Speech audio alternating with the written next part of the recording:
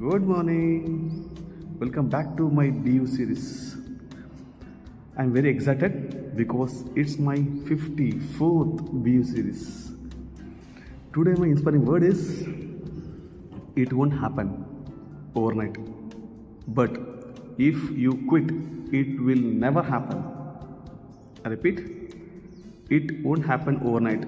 But if you quit, it won't happen at all. Right? So where are you today?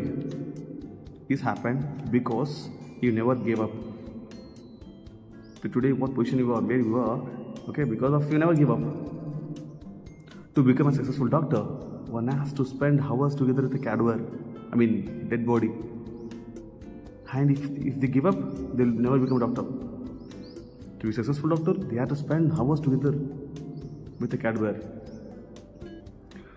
So, any profession take, engineer, lawyer, doctor, okay, even a student, right, even aspirants, competitive exam aspirants, everyone, even the great Ratan Tata, he never gave up.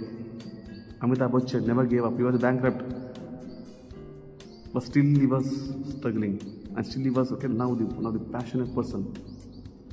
So, history and future will remember only those never gave up. So, today's reader, tomorrow's leader. That's for the day. Thank you.